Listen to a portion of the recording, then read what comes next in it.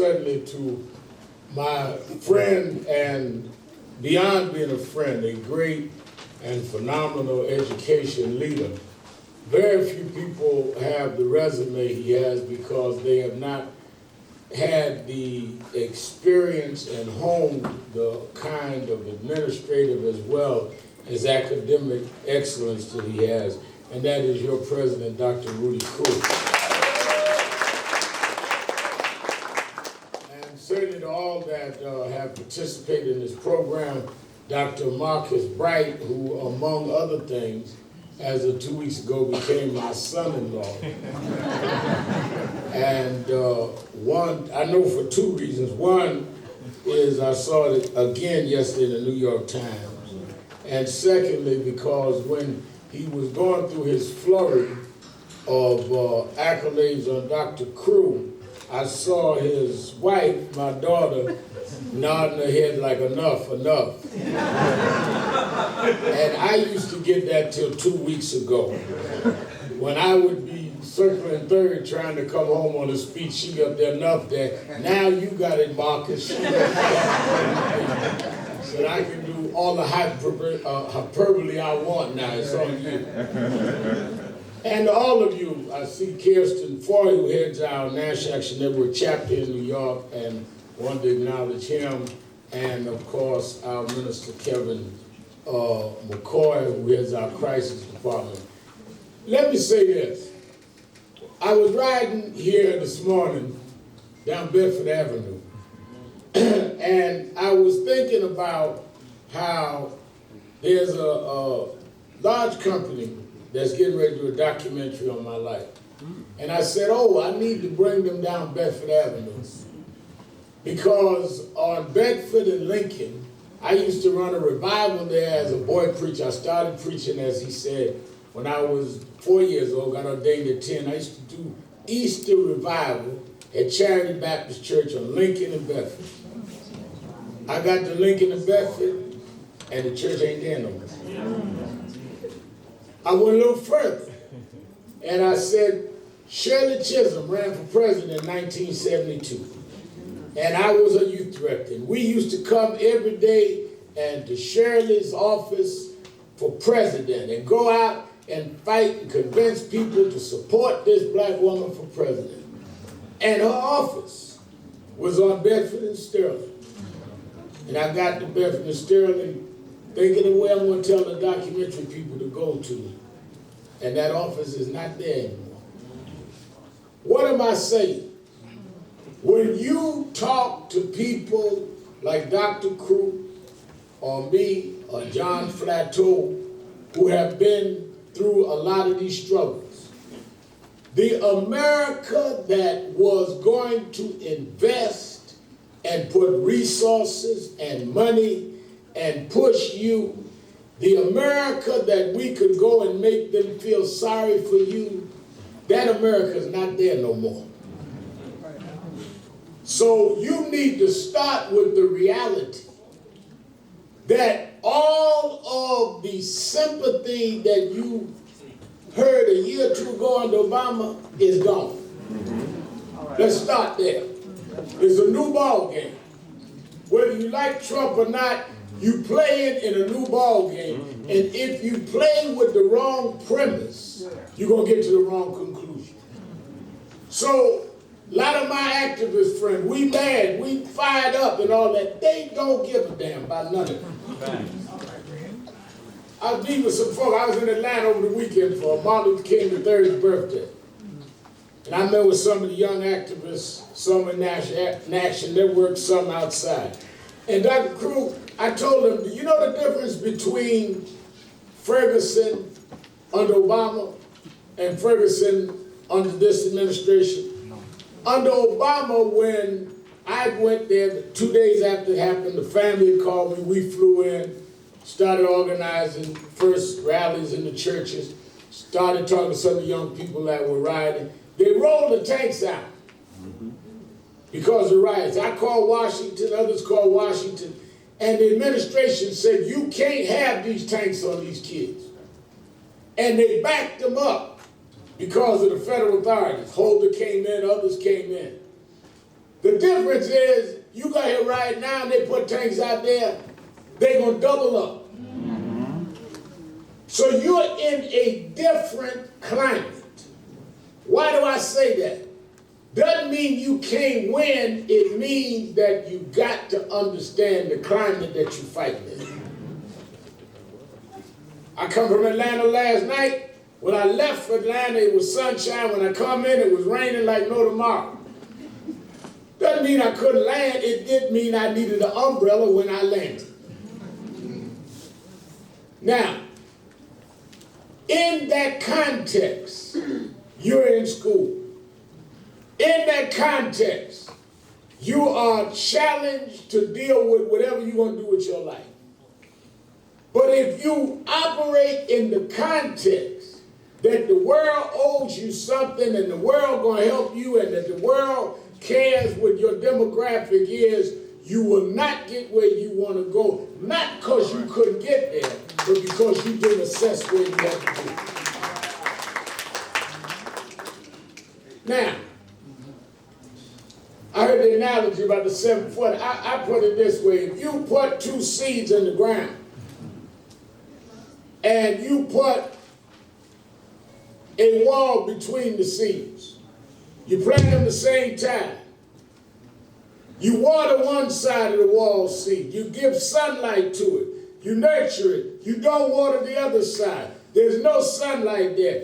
It doesn't take a genius to figure out that the seed that is watered and has sunlight will grow and be a better tree or plant than the one that is on the other side of the wall. We have been historically educated on the dark side of the wall. Yes, sir. We've got the less resources. We get, in many cases, the unfair amount of whatever is available in terms of technology and support. Rarely do we get people that have the academic background of a Rudy Crew that would even come and reinvest in our community. Many of our great public intellectuals that you see on all of our TV shows would not come to Medgar County. You know, those that sit up on MS, my show and others and all that, speaking for black folks that they don't even talk to.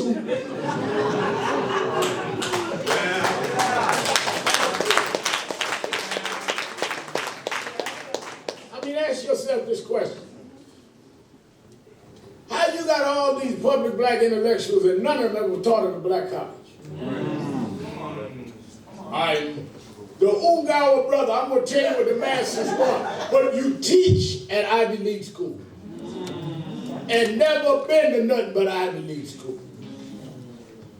So don't take a Rudy Crew and many of them around here for granted, because their resume would tell them to get away from us rather than invest in us.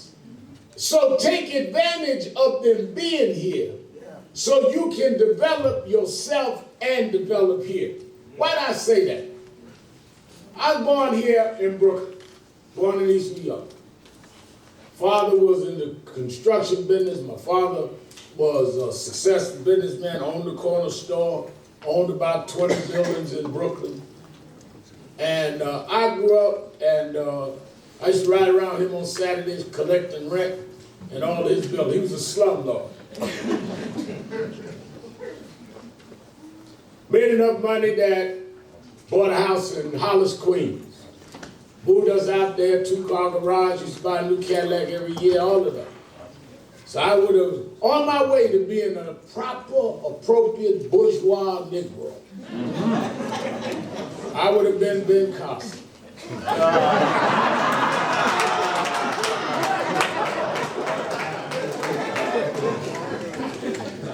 But one day I woke up, 9 years old, my father abandoned us. Left with, and you that read my book know the story, left with my older sister, stepsister, in an incestual relationship, abandoned us. My mother couldn't keep the house, cut off the lights, cut off the gas, took the Cadillac.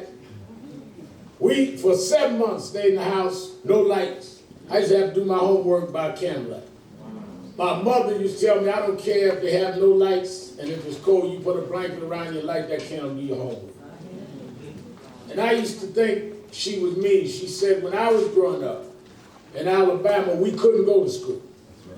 And no matter what your father did, you are going to be somebody. I remember when they had the blackout in 64 and 65 here in New York, where all the lights went out. We didn't know it was a blackout. We'd already been there.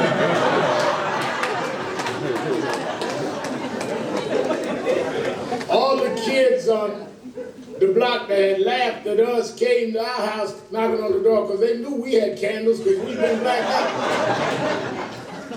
Finally, we moved back to Brooklyn, moved into Brownsville.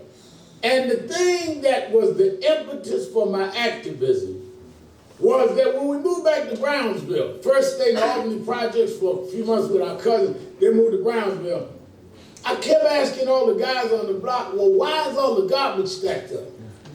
They said they pick up the garbage on Saturdays. Well, I had lived where they picked it up every day.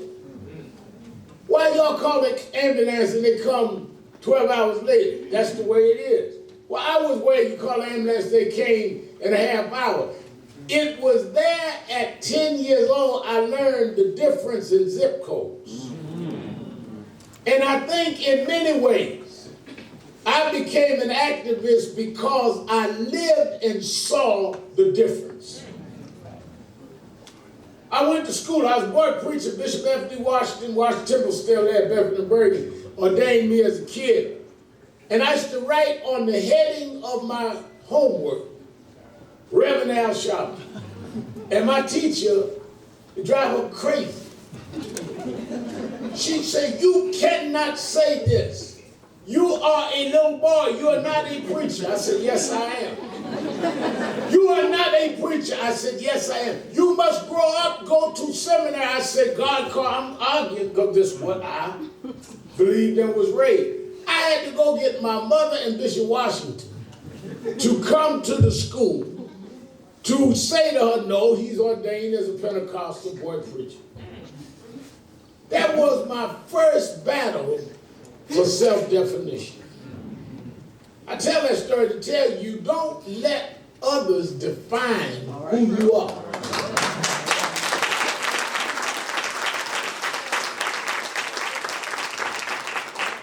Mark Twain said something that's true. There's two important dates in your life. The day you was born and the day you find out why you was born. And nobody can define for you what you are on earth for but you. I'm 10 years old and I'm fighting the teacher in school over my definition that was affirmed by my bishop, and I learned the rest of my life. Don't let people define me. The old legendary story about Hank Aaron and Yogi Berra, both of them are old baseball players before y'all's time. Flato known, but after y'all was known. But Hank Aaron was the baseball home run king of all time. And he came up to bat one day, and he had the bat turned backwards, because most people would bat where you'd see the label, and you could look at the label, you know, whatever the company was that made the bat. And Yogi Berra was the catcher, and Yogi Berra said, Hank, you got the bat turned wrong. And Hank said, I didn't come to read, I come to hit, and hit a home run. Why'd I tell that story? When you come here every day, what'd you come for? Did you come to hang out? Did you come to see some friend? Did you come to meet a husband or wife? I mean, what are you here for? So, first lesson is what you're here for. Second, what is your purpose in life? And overall is that you're in a climate in the country where they're not going to make excuses for you and could care less about the excuses you make for yourself. You are not in the age of Obama. You're in the age of Trump. So you can look for sympathy, it is not coming. You can look for clarity, it's got to come from you. And you can set goals, but only you gonna be able to reach it. Is society unfair? Yeah. Is it stacked against blacks and Latinos? Yeah. Is it educationally shown to be unequal and have disparities? Yeah. And it's been worse than this, and people made it anyhow.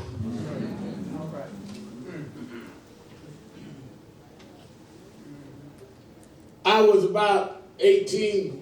I started my own, first Reverend Bill Jones and Jesse Jackson's youth director. I started my own youth group about 16 when I was 18. A young boy came to New York, wanted to be a law student.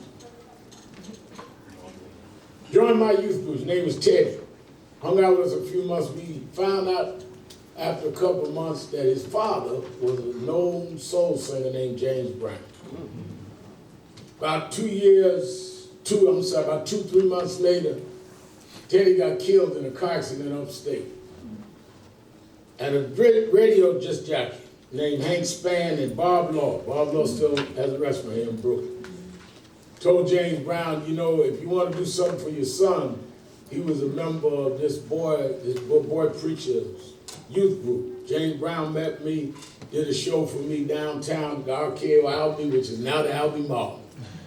And we became, over time, like father and son. And I remember one night after 3 or 4 years of getting close, and he would take me out on the road with him, send me back home, do my youth movement work. I remember one night I said to Mr. Brown, I said, you know, I don't really come from the background of a lot of the preachers. I didn't have a father that was a minister. Most ministers came from 2 or 3 generations. And my daddy left me and had incest with my sister. And I'm telling him all this. And he told me, my mother and father left me. He said, my mother left when I was 3. My father left and went to the Navy when I was 7. Gave me to my aunt who ran a whorehouse. My job was to go get the tricks for them. He says, and look at what I did. He said, I don't feel sorry for you. He said, you are not responsible for where you come from, but you're responsible where you're going.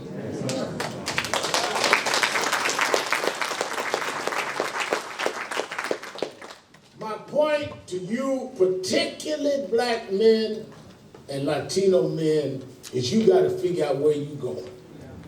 You got to calculate and factor in all that's against us. And then say, but I'm going to do this, because you got to be more determined than the forces that's against you.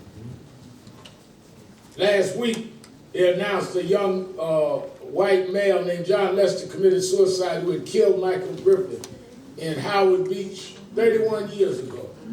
I know John remembers that. We went out there in March to force that trial. We went out there when the mob controlled Howard Beach. Only reason we were able to succeed is we were more determined than they were. They were determined to protect their own. We was determined that our lives mattered. You can't have 3 rallies and call that a movement. You can't get mad one day about Eric Gardner and think somebody in 1 week gonna just flip because you got mad. You got to build things that will sustain over time, and you got to build a life that has goals that you're willing to do whatever it takes to achieve those goals. Dr. Bright called Dr. Crew, Michael Jordan and all them, every one of them are not where they were by accident. Michael Jordan practiced night and day. He didn't just run out on the field and jump up and do a hoop.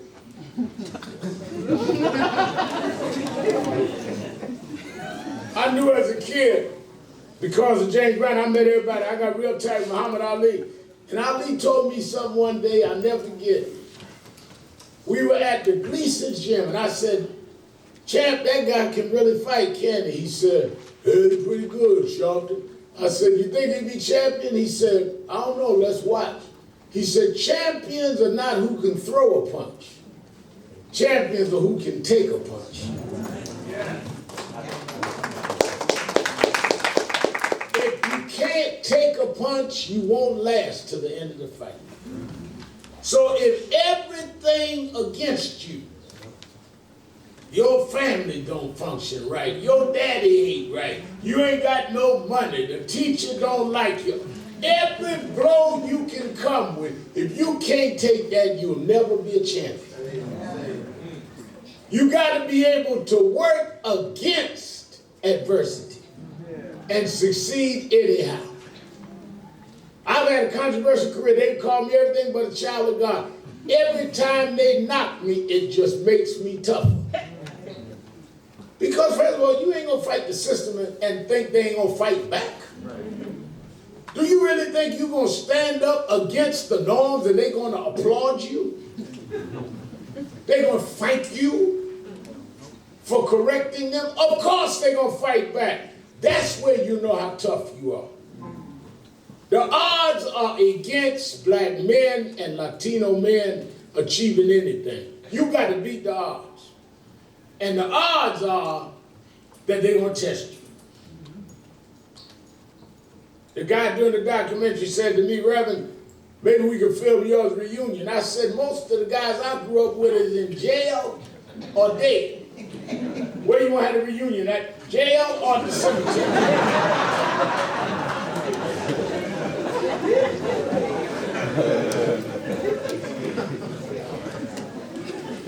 But that was the odds in my generation. It's the same odds in this generation.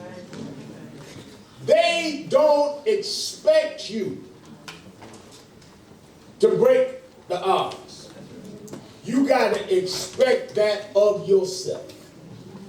You got to define yourself. You got to raise the collective because you can't do it by yourself. And you got to appreciate those that will invest in you, that will expect more out of you than society expects of you. If it wasn't for Bishop Washington, if it wasn't for Jesse Jackson or James Brown, that saw in me what my own daddy did, then I might never ever be felt validated to do what I did. So don't take for granted when you got people like Crew that think enough of you to be invested. Because that means even if everybody, even in your house, don't think you nothing, you are of value. I've been, brother read the bio, all that's true, but there's one part he left out. And that is I've been the chairman of the board and the president, secretary, treasurer, and only member of the Al Sharpton fan club. And we meet every morning. We get in the mirror and say, you can do it, Al. Don't worry about what they say, Al. Keep going, Al. Don't worry, Al. Be good day, bad day. Go. By the time we finish our meeting, I come out the bathroom, I'm ready for anything. You got to be in charge of your own fan club. And you got to make up in your mind, if nobody's on your side, you on your side. Let me tell you something. If every teacher in Medgar Evers College is for you and you are not for yourself, there's nothing they can do for you. But the opposite is also true. If everybody in Medgar Evers College, teachers and all are against you, if you're on your side, they can't stop you. You need to make up your mind today. I'm going to be on my side. I'm going to face whatever adversity I got to face. I'm going to be tougher than those that face me. Watch a football game. There's never been a score that didn't have a tackler trying to stop him from scoring. Old civil rights leader told me in the heights of some controversy I was in, said, Reverend Al, when they try to tackle you, that means you got the ball. If you get the ball, they're going to try to bring you down. Your job is don't get intoxicated with the cheers or the jeers. Just head for the goal line. Make and reach your goal. Who would have thought that Medgar Evers, when he died in that driveway in Mississippi, that they'd be naming a school after him in Brooklyn, New York?